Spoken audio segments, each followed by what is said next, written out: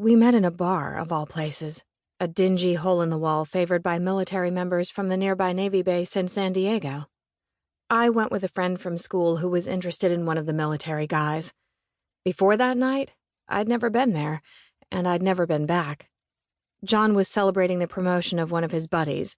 He crashed into me as I left the ladies' room and kept me from falling by grabbing my arms to steady me.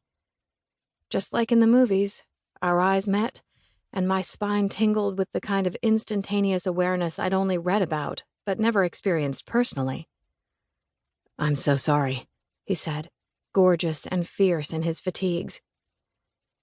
I noticed gold on his collar, a hint of late-day scruff on his jaw, and the name West in bold black letters on his chest. Intense electric blue eyes made it impossible for me to look away, even when I was safely back on my feet. "Are you all right?" he asked. Realizing I'd been staring at him, I blinked and reluctantly broke the connection. Yes, I'm fine. Thank you for the save."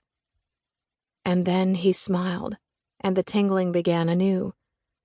"I'm John." I shook his outstretched hand. "Ava."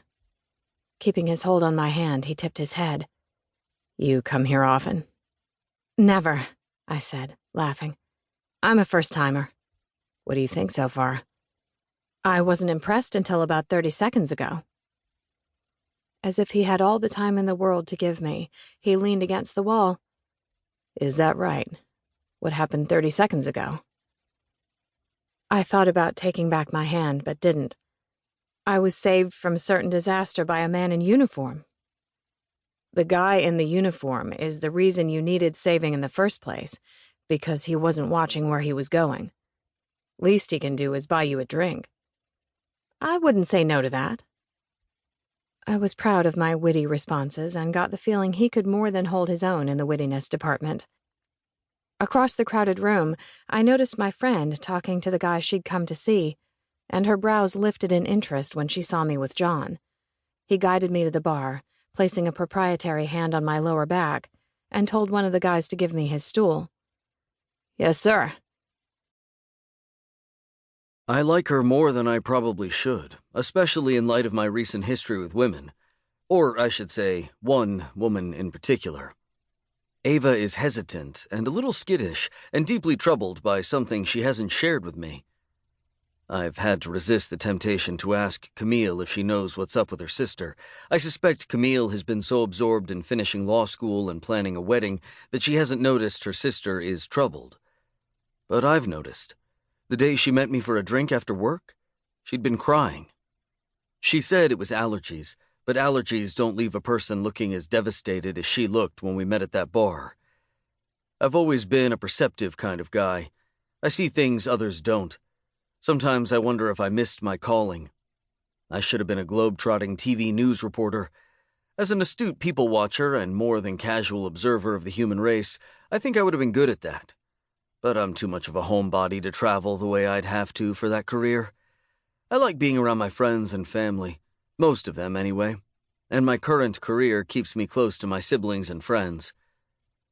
The first time I met Ava, I saw the pain she tries so hard to keep hidden from others.